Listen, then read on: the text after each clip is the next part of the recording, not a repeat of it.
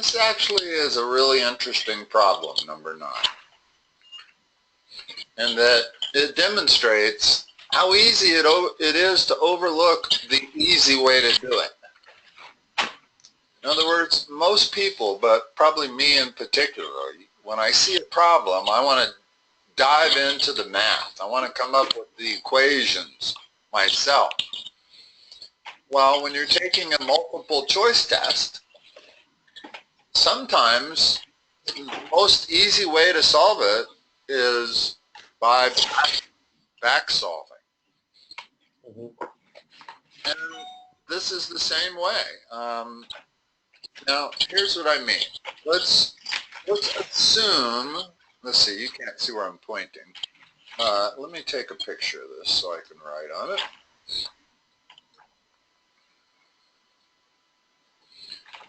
Let's assume that this is the correct answer. Okay? Well, let's see if it works.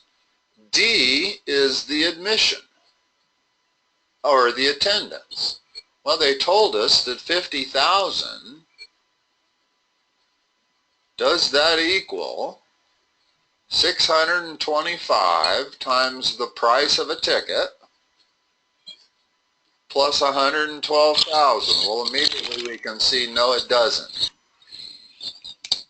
That's way more than 50,000. Okay, cross that off. Let's go to the next one. Is the attendance 50,000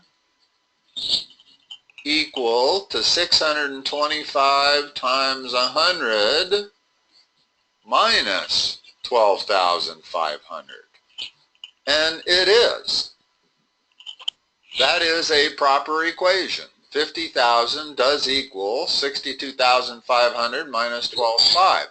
Now that still doesn't prove this is the correct answer. It just proves that it satisfies the first situation.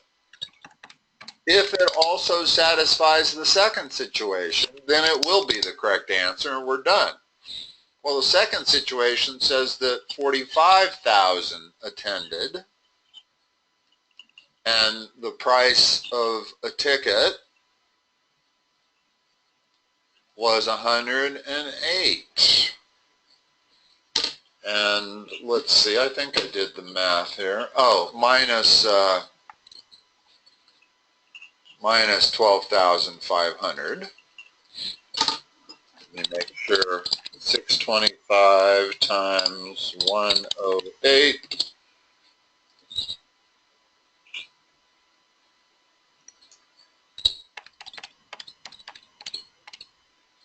Come, I don't get the right answer. Did I do the math wrong? 625 times 108 equals 67,500. And when I subtract those two numbers, I do not get 45,000. So that's not the right one either. So sometimes this back solving is lengthy if you have to consider all four answers. Usually you end up only having to consider two answers. Well, D can't possibly be correct because notice that P is a positive number, that's going to be a negative number, and minus 12,000, that's going to be a negative number. So this has to be the answer, and if we're taking the test, we're done because we've ruled out A, we've ruled out B, and we know D can't be right. So let's just test one situation. If our life depended on it, we would want to make sure that this is correct. Well, is 50,000 equal to minus 625 times 100 plus 112,500? And it is. If you subtract 62,500 from that, you get 50,000. Now let's see if it matches the other situation. 45,000, does that equal minus 625 times 108 plus 112,500. And it does, because that is 67,500 with a negative sign. Combine those two, you get 45,000. So D is correct.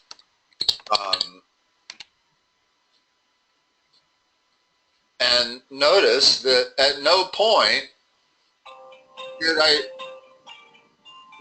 do anything that required me to be able to solve this if it was not multiple choice. In other words, if it's not multiple choice, this is a devilish problem. And I think that that was their intent. I think they put an intentionally hard problem on there that you almost have to solve by back solving. Just to reward the people who consider that technique.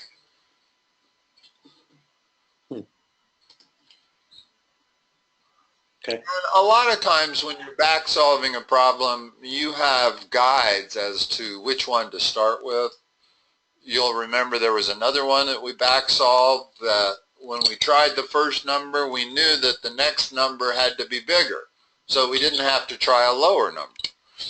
But in the end, when you're back solving a problem, I would say on average, you only have to do the math for 2 of the answers before you come up with the correct answer. Okay. All right, let's go on here. Make sure that I've got, yeah. I think we left off doing 13, correct? I think so. Let's have a look at it. Yeah. That was the one that involved a money market fund and a CD. And I remember that number. So 14 I don't believe we've done. Yes, we did. We did this one too. Why was I remembering 13? Oh, I haven't done this.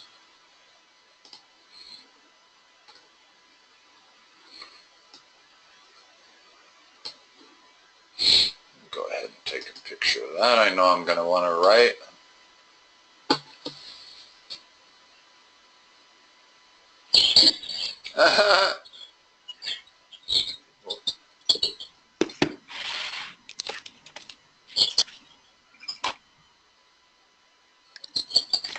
Okay. Another great example of where back solving is going to be the easiest way to figure it out. In other words, I got 2 ways to solve this. I can do it algebraically. I can come up with an equation and solve, or I can start looking at some of these numbers. Well, you picked 17. Let's see if that's right. In other words, you can figure it out. So if he worked 17 hours at the coffee shop, then he made 17 times 12 dollars, and he must have worked 5 hours as a tutor, where he made 5 times $40. Now, the question is, does that total 404? What's 12 times 17? 204. Well, then it doesn't total 204. Oh, excuse me. It's got a total 404, not 204. In other words, if this part is 204, well, when you add 5, plus 200, that is 404. Almost did my math wrong. I was looking at that and I interpreted it as a decimal point for a moment. So 17 is correct. And I don't know when you picked it, if you checked it, but if we would have started the problem from scratch and I would have tried 15 first, I would have found that I made too much money, because I would have worked 15 hours for 12 and I would have ended up having 7 hours at 40. That would have been greater than 404, and I would have known that I need a number that causes me to work more hours at the coffee house. So I would not ever even try 13. Once I had tried 15 and it produced too much or too little money, too much money, then I would know that 13 couldn't work, and the only one I would try after that would be 17, and if it didn't work, I would know my answer. So again, no matter, as long as I start with the second lowest or the second highest value,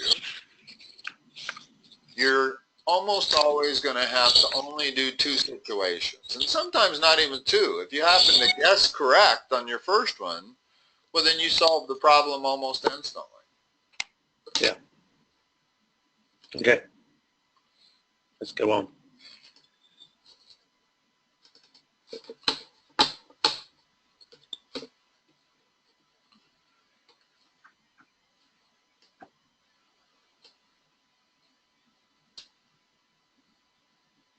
How come we have the answer over here? I put that in. Okay. Again, another problem that is perfect for back solving. I don't need to do all this equation, I don't think.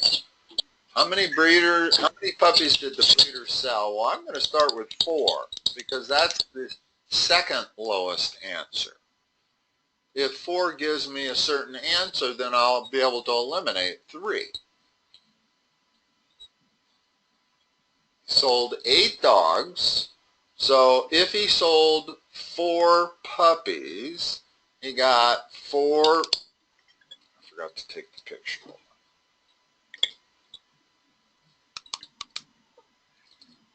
Then he would have got 4 times 1,200, and he must have sold 4 adult dogs.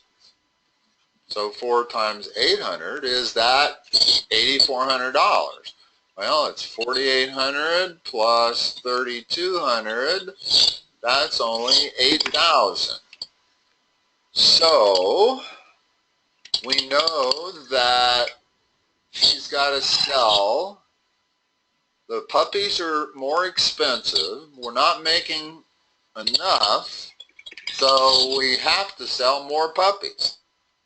And I'm not even going to check 3, because I know 3 can't be right. 3 sells less puppies. And if you're going to sell less puppies and more adult dogs, you're going to make less money than 8,000. You understand my reasoning? Mm-hmm. Okay. So let's try 5. So all we got to do is try 5 and we'll have the answer. Because either 5 is the answer or 6 will be. In other words, if 5 doesn't work, then 6 has to be the answer. So I got 5 puppies at 1,200 each, plus now 3 adult dogs at 800 each. Oh, what is that? 6,000 plus 2,400. Bingo. We have our answer, and I only had to do 2 trials. So 5 works.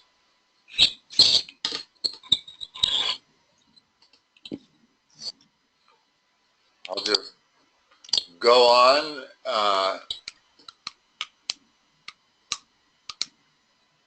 If I don't hear comments out of you. Yeah, that's fine. Questioning the technique, right?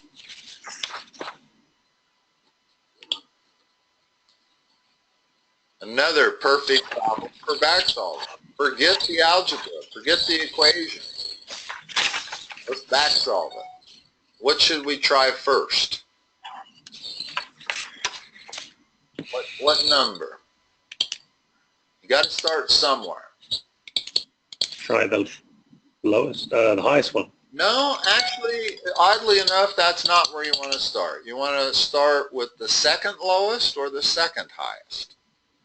Well, 12 is the second highest. Let's start with that one.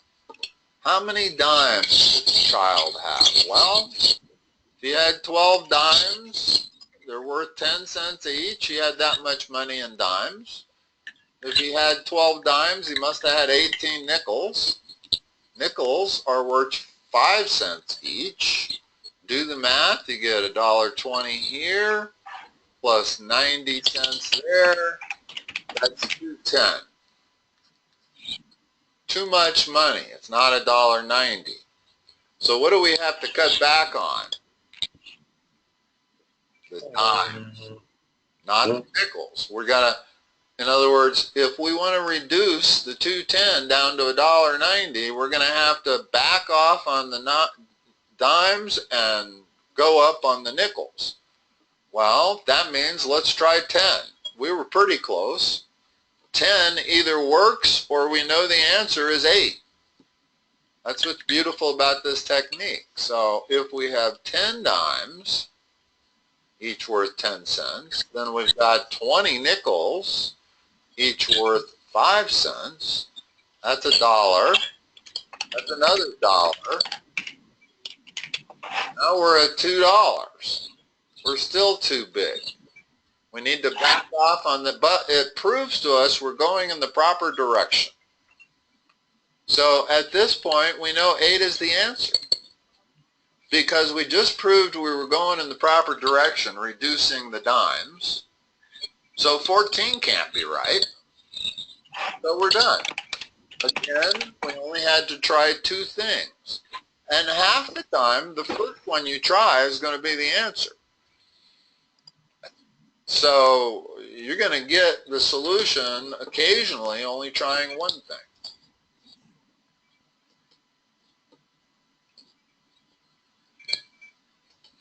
Now, I didn't spend any time checking out 8 to make sure that it worked. And I wouldn't if I were you either.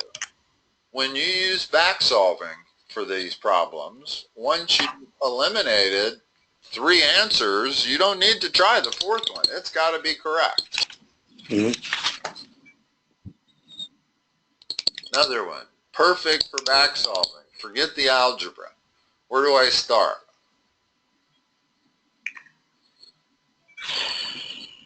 Either the second lowest or the second highest, always. Well, not always, but on these kind of problems. Which one? 48. Okay, let's try 48. Oops. Hold on. Let's see if 48 produces the proper answer. So if it wants to know how many $3 books were sold, well, that's $3 times 48. And we know there were a total of 96 books sold, so if we sold 48 $3 ones, we would have had to have sold 48 $5 ones. Question is, does that equal 400? Well, that's 144 plus 240. That equals 384. Not enough. Well, we certainly don't want to sell more $3 books, right?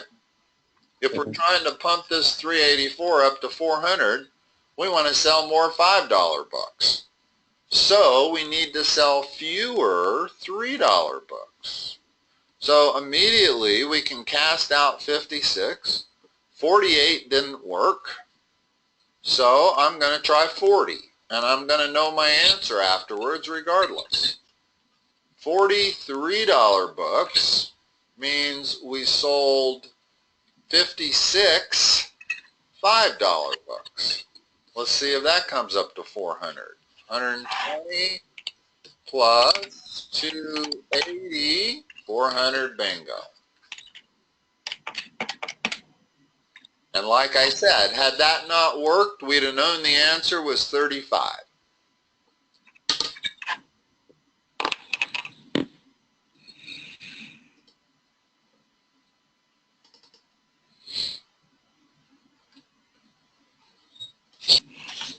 All right, finally we have to do some math.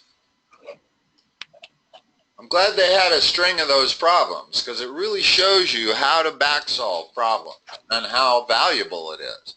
Because every one of those would have taken us 30 seconds to come up with the equation. What do you do when you multiply two numbers that have different exponents? What do you do to the exponents? You add them together. Good.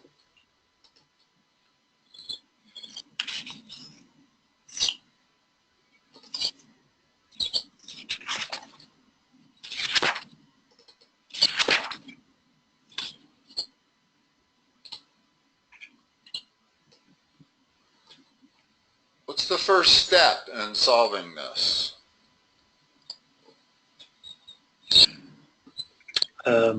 Distribute the negative. Yeah, or what I call removing the parentheses. Okay? I don't need the first set of parentheses.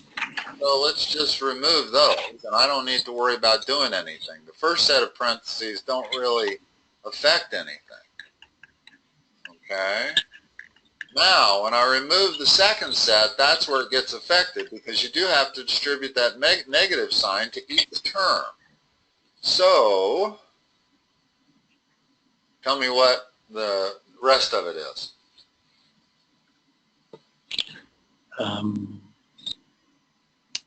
So minus 5x cubed minus 2x squared minus x plus 4.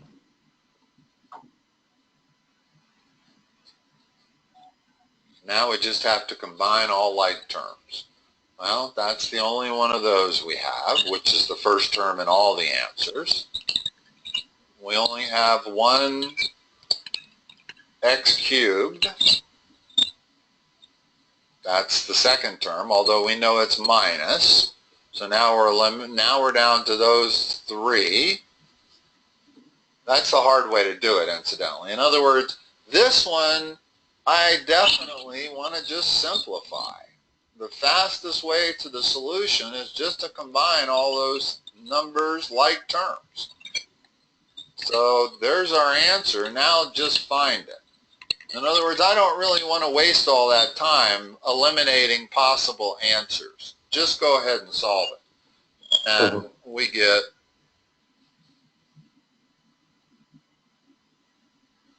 A.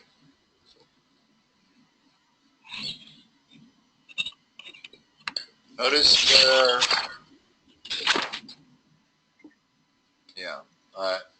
okay. But the first step is generally removing parentheses, and it's how you remove them that matters. In other words, if subtraction is involved, it's tricky. Always be aware of that.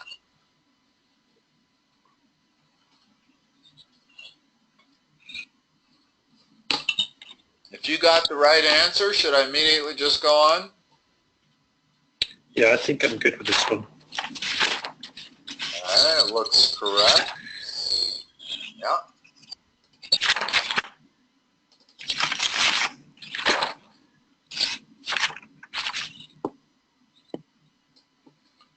Factor that expression.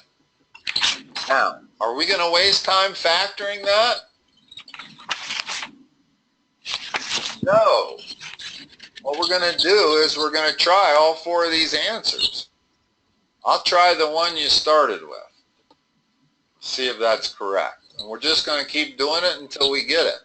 That would be a terribly difficult thing to factor if this was not multiple choice. So, this gives me 10xy minus 45y plus 16x minus 72. Is that the answer?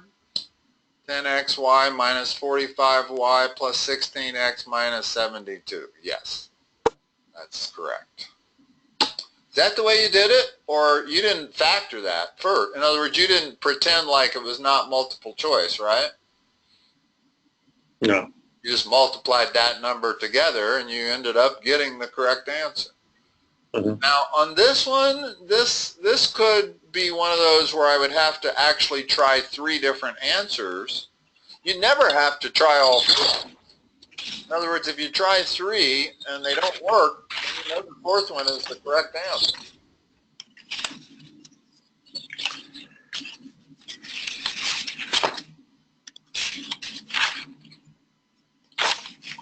Again, it depends on how good your factoring is. I factor that particular equation so many times that I know exactly how it factors. But you haven't had all that practice, and so again, you could just try each of these out until you get one that works. What you really need to be good at here is foiling these 2 things together, multiplying these 2 factors. You can do that fine? Yeah. Okay.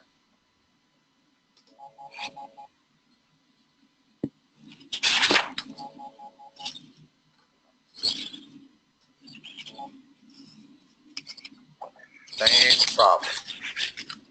So just go forth, or do you want me to check? Let's see, that's 3x squared minus 11x. That's not correct. Here, let me show you why you shouldn't have missed this. Because at a very minimum, you want to multiply these 2 things together. Okay, well, tell me what you get when you multiply them together. Hang on, what number are we on? 24.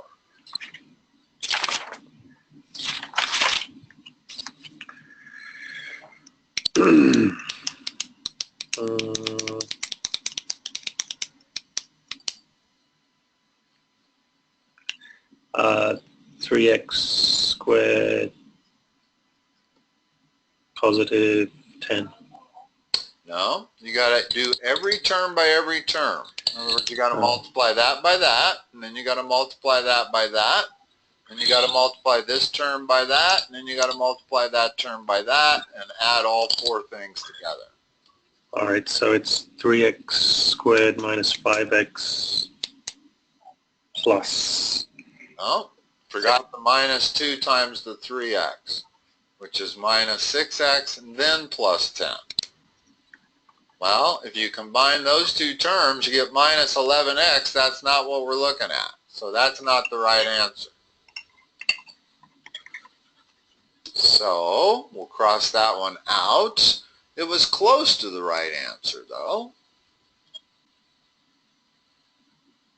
We need a minus 10, which means the signs have to be opposite. This can't be right either, because it's a plus 5 times a plus 2 would be the last term, and that would give you plus 10. So let's try this one. Quickly multiply those 2 together. The second to the bottom.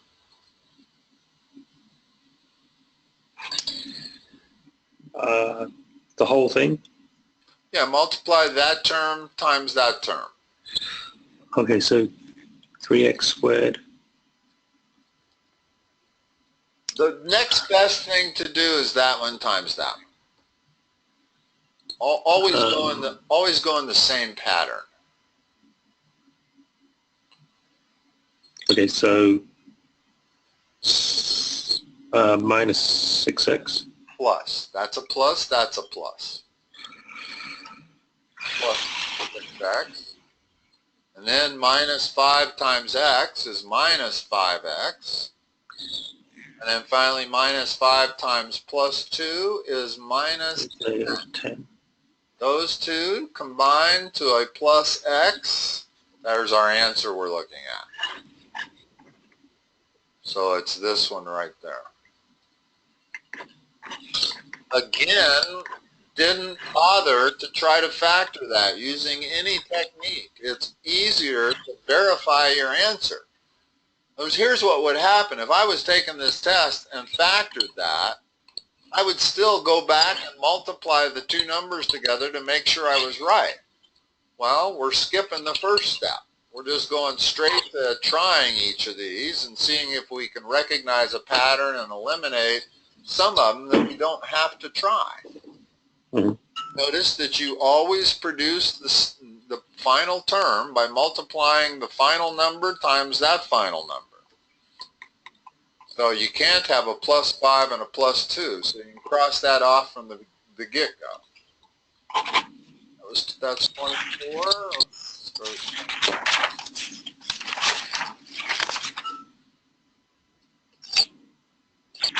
Again, that's a very difficult quadratic to factor if it wasn't multiple choice. So we'll start, and there's no really good place to start here. Actually, there is. Let's talk about this for a second. Can I eliminate this answer here? The second. Which one? The second one. No. Well, notice when I multiply that times that, I get 3x squared. And that's going to be the only x squared term. So, yes, I can eliminate that. That can't possibly be correct. If I look at this one, I'm going to have a 2x times a 3x. That'll at least give me the 6x squared. Same in the one you answered. That will give you 6x squared. So this is a good place to start. And that'll also give me plus 20. Because I'll have 1 times 10 times 2. That's plus 20. So let's see if this is right. Now, usually, yeah, let's go ahead and multiply the number times that. So that's what we're doing. And we're going to multiply it by 3x plus 10. You want me to pretty much ignore your red? I'm not sure what I'm supposed to do with it. Yeah. Okay. Now, multiply these two together. Let's get you practice doing that. Because it's called spoiled. Do the first terms first. So 6x squared. Now next. Plus 20x. Next. Plus 6x. Finally. Plus 20. And that is going to combine to that. Because with all of these, you always are combining those two middle terms. And you never have more x squareds than you get the first thing, or numbers. In other words, notice that I did not end up with two numbers or two different x squareds that I could have combined. And that's the way they always work. When you're foiling a binomial times a binomial, then you always end up with two terms in the middle that can be combined. And that's helpful because it tells you what answers can't be true. Like the reason I knew the second one couldn't be true is because 1 times 10 doesn't equal 20.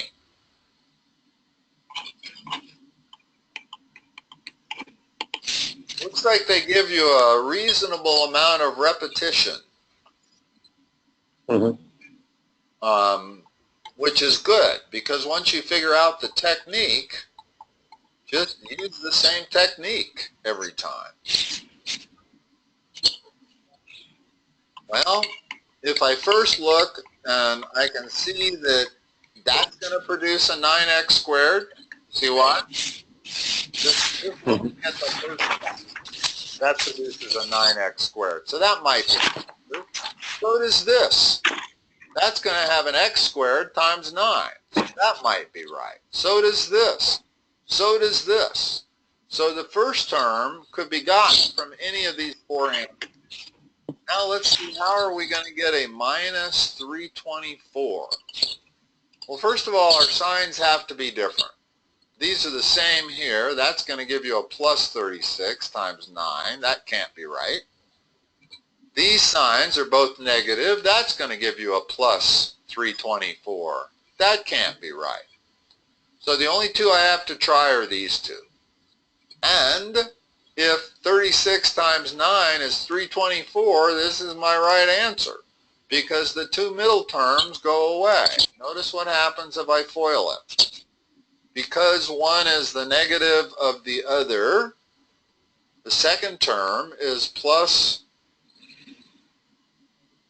I'm wrong. This is not the right answer. This is going to be the right answer.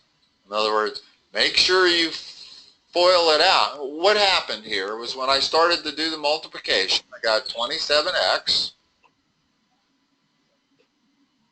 plus 108x, or minus rather, 108x. Well, immediately, those are the two middle terms, and when they combine, they don't disappear.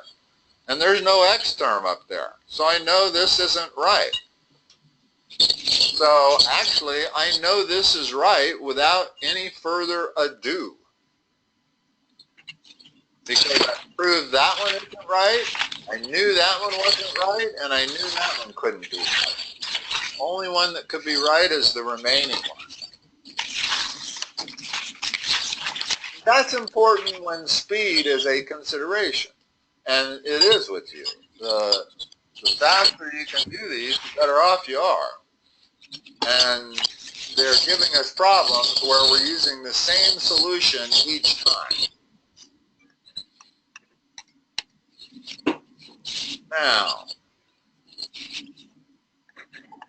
this might be different. Might be easier to factor this than solve it. Only because they've given us answers that have a fraction in them. Well, we don't really want to get involved with squaring 1/5 and multiplying it by 14 and having all those fractions. That could be tough.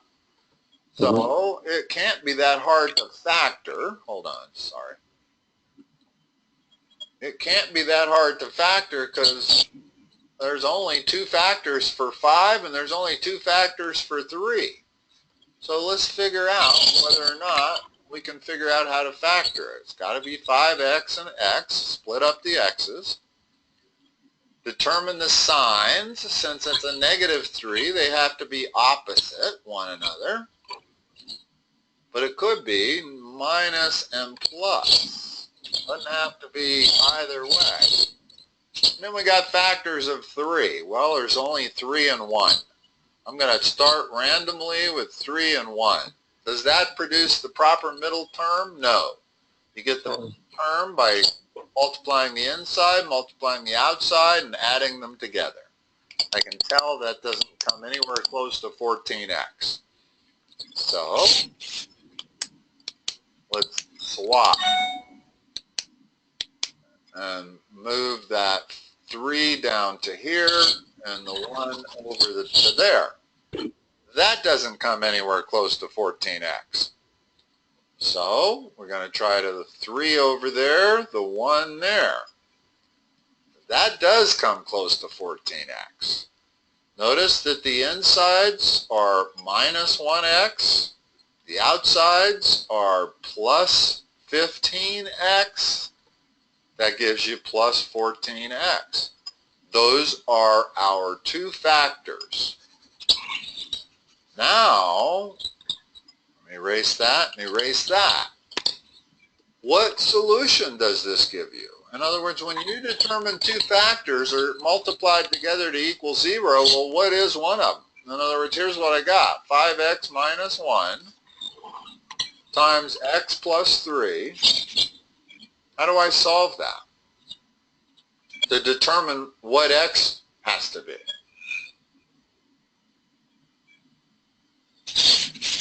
You set each one equal to 0. Two numbers multiplied together equals 0. One of them has to be 0. It's the only way it can work. So I'll set my x plus 3 equal to 0. That gives me x equals minus 3 as one solution.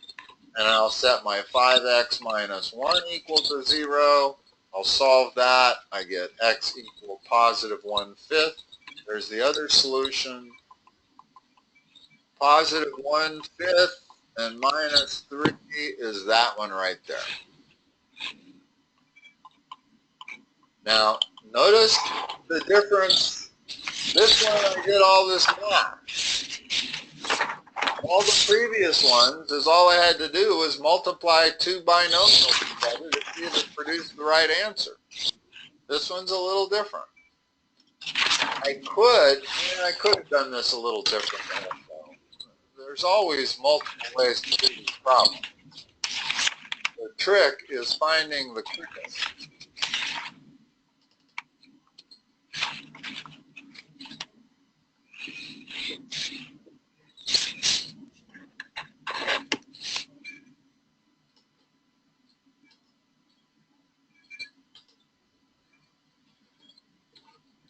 The incline of a roller coaster is 2 times as long as its elevation. Well, if we let the elevation be x, that means that's 2x. That's the way I handle that immediately, before even reading the rest of the problem. And the horizontal length of the roller coaster is 11 meters more than the elevation. That makes this x plus 11. What's the length of the incline in meters? Well,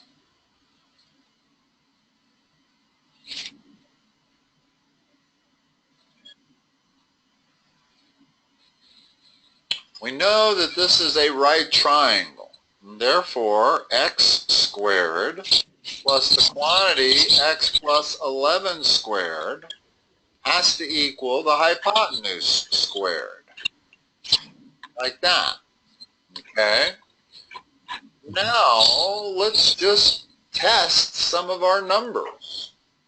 In other words, we can do this by back solving. I don't have to do all this algebra and solve for x. That'd be a lot of work. Might be easier to just pick numbers. Which one am I going to start with? Lowest.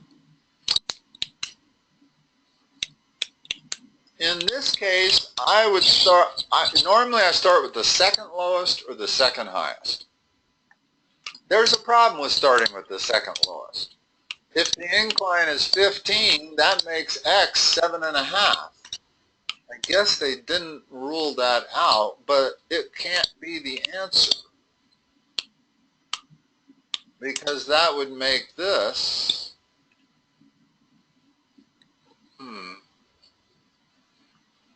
I'm going to start with 22, the second highest.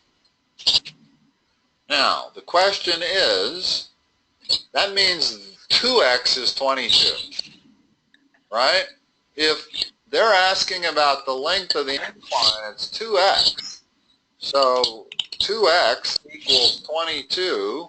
That would make x equal to 11. Does 11 satisfy this equation? Well, I have 11 squared plus 11 squared is 22 squared equals 22 squared. Well, no. I got 22 squared over here, 22 squared over there. I still got an 11 squared there. So that doesn't work. So, and unfortunately, let's see. We've got, I can't really tell whether I need to go lower or higher. So I'm going to start with the even numbers and go higher. I'm going to try 30 next. So if 30 is equal to 2x, then x has to be 15. Let's see if 15 works. One.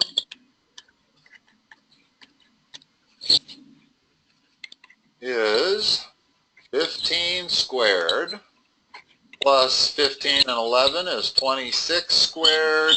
Is that equal to 30 squared? Remember, we're trying 30. 30 is the incline. Now that looks like it has some potential. That's 225. What's 26 squared?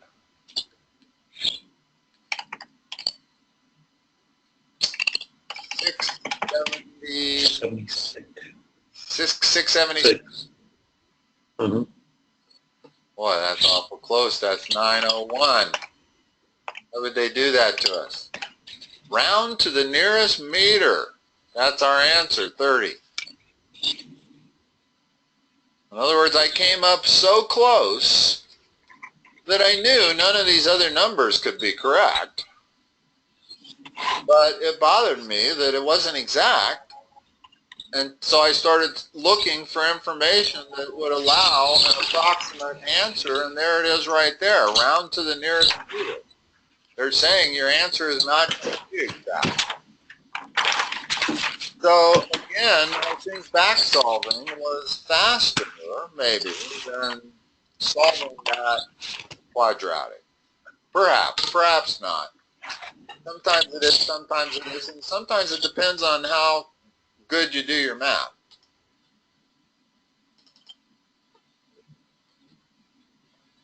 As to which method you want to use.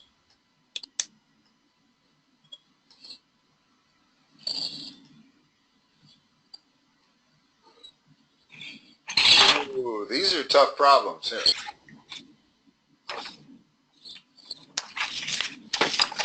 Maybe not. Maybe we can back solve it.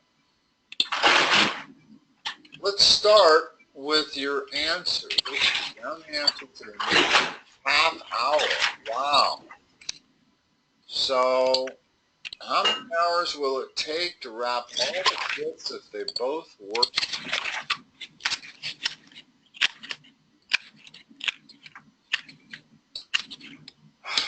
Can't back solve this. No way to go backwards with that answer. That answer, incidentally, is an hour and a half that you chose. Well, could you really wrap them in an hour and a half? I'm going to go through the technique on how to solve these as quickly as I can. I don't know how many of these kind of questions we're going to have. These are called work problems. Okay? They're tough, but not if you learn the technique. There's a technique that is magical almost. Okay, let me show it to you. If Team A can wrap all of the gifts in 7 hours, then they're wrapping 1/7 of the gifts per hour. That's Team A.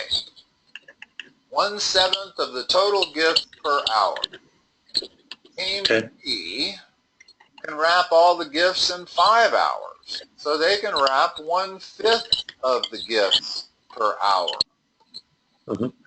Well, if they're both working together, then they're going to wrap 1/7 plus 1/5 of the gifts. Unfortunately, they've given us two fractions, and we got to find a common denominator. Well, that's 5/35 is 1/7, and 7/35 is 1/5. Add them together, you get 12/35 of the gifts. That's what they can wrap in 1 hour, is almost 1/3 of the gifts. Well, that means it's going to take them about 3 hours, precisely 35/12 hours, to wrap all the gifts.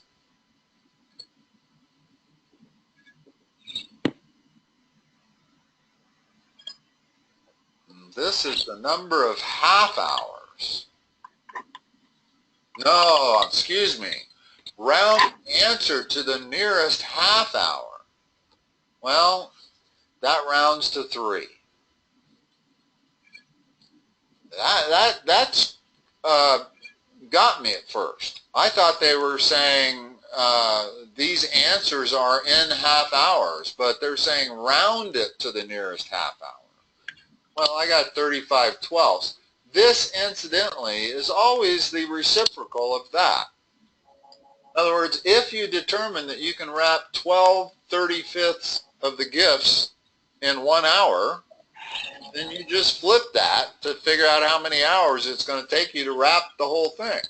It's like if you can paint 1/3 of a house in an hour, you know it's going to take 3 hours to paint the house, right? It's the reciprocal of 1/3. It's 3/1. Same thing with these work problems. The key on these work problems is to always figure out what everybody can do per time unit. In this case, 1 hour. It could be minutes though. In other words, if they gave us these things in minutes, then we want to figure out how much people could do per minute. Once you get that, now it's easy to figure out how much you get done when you combine team A and team B. Once you get that, you can solve it. I bet you they do give you a period of these. Nope, I was wrong. If I'd have known there was only one of them, I'm not going to have gone through that lengthy explanation. Now we saw this one. Can we just jump to number 39?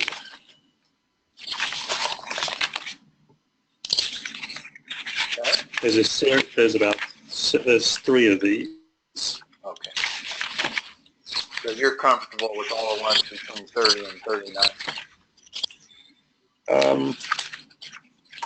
I wouldn't say comfortable, but I just... Yeah, you don't want to cover those right now. That's fine. I always will let you direct. Okay. So I would say 39 through 40. Okay. I'll just go in order unless you interrupt and say, let's jump. Okay. Now, these problems, it's a word problem. Okay? And a word problem, it can be worthwhile to draw a picture, but the main, most important thing is to define your variables, although unless I draw a picture, I can't really define my variables. So I'm drawing the rectangle. They told me what the area is, and they say the width, well, let's make the width x and the height y. Okay? Now, it has a width that is 16. This must have been is less than 4 times the length. Oh, it's a width that is 16 less than 4 times the length. They got an extra n in here. Not supposed to be there. Confusing. It has a width that is 16 less than 4 times the length. Well, let's write that as an equation. X is the width. It is 16 less than 4 times the length. Well, I'm calling y the length. So 4 times the length is that, and this thing is 16 less than that. So there's one equation involving my 2 variables. A second equation is I know the area is 48. Well, what's the area equal to in terms of these variables? How do you get the area of a rectangle? Length times width. That's x times y. So the area, which they're telling us is 48, has to be equal to x times y. Now there's our second equation. There's our first equation. Between the two, we can solve. Okay? And the easiest way to do that is to substitute. Because one of our equations is fully solved for either x or y in terms of the other, and that's the top one. So let's take this equation and substitute it for x down here. So I'm going to get 48 equals, instead of x, I'm going to write 4y minus 16, and I'm going to multiply that by y. Now, that gives me 48 equals 4y squared minus 16y. Now, that's a quadratic that we can't back solve it. They don't give us any multiple choices, so we've got to solve this quadratic. So, let me make some room to write up top here. This quadratic is 4y squared minus 16y. And with quadratics, you always put everything on one side, 0 on the other. Okay? Now, we want to make this simple. We got to factor this. They didn't give us any multiple choices to test. Well, taking out a greatest common factor is a great first step. If I remove the 4, that leaves me with a quadratic that's going to be much easier to factor.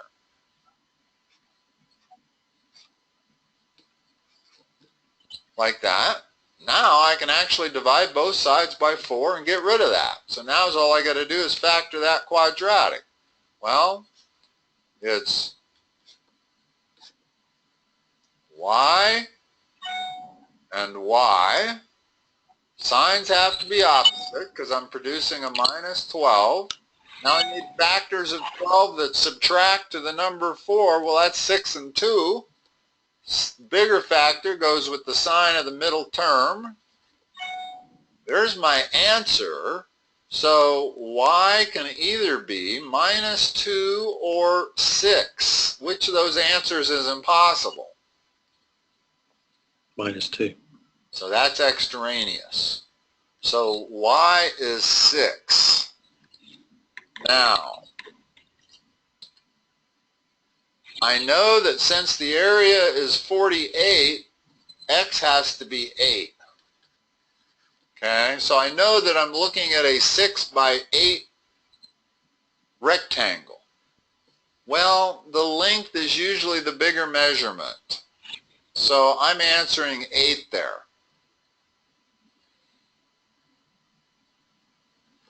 Despite, in other words, I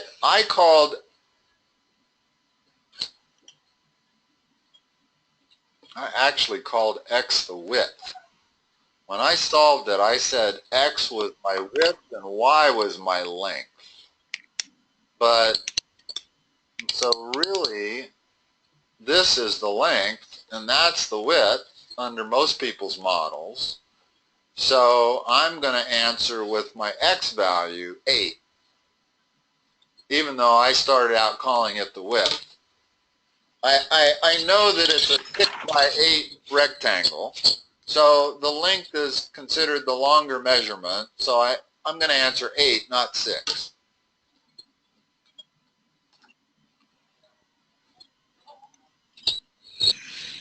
$40 next. Another similar problem. There's only one way to do these, and that's the hard way.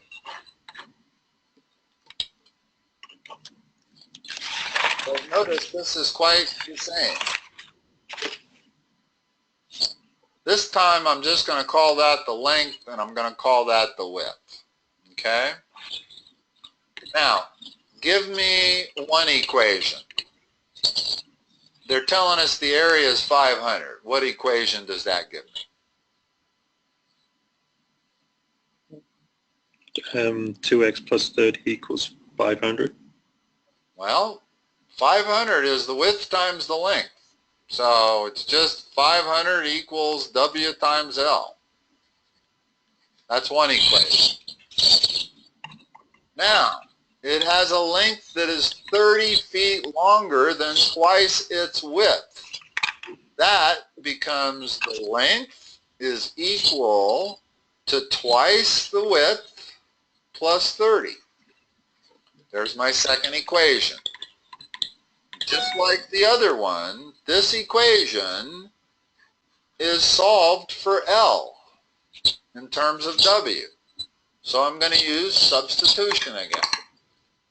So I'm going to go down to this equation, and wherever I see L, I'm going to write 2W plus 30. And then we've got to factor this and solve this one. They're not making these particular easy. It's 2W squared plus 30W minus 500 equals 0. You see how I got that? Well, now you can take a 2 out. That's going to make things a lot easier, because now I got w squared plus 15w minus 250 equals 0. Well, I got w and w. Now I need factors of 250 that subtract to 15. Let's go over here on the left and factor 250. Remember, I cut this in half and double this. Can't cut that in half anymore, but I can take a fifth of it, which means I got to multiply that by 5. Ooh, I found my two numbers. Remember, I needed factors of 250 that subtract to the number 15. I found the two numbers. I want to put the bigger one on the sign of the middle term plus. So it's plus 25 minus 10. So what's our answer? 15.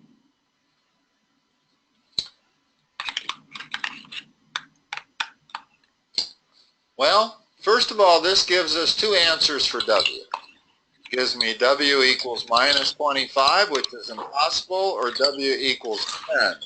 So no W is 10. And since the area is 500, the length has to be 50. So you're right, 50 is correct. I don't think there's any other way to do it. I mean, you could do some trial and error stuff. But boy, if you don't happen to hit on the right numbers right away, you could spend 10 minutes doing trial and error and not get to the answer. So these problems here, solving them just like I'm doing it, is probably the fastest way to do it.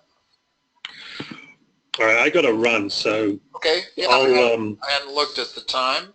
So I'll circle back with you. Okay, make a note that we got through 40, and we'll pick up what you want next time.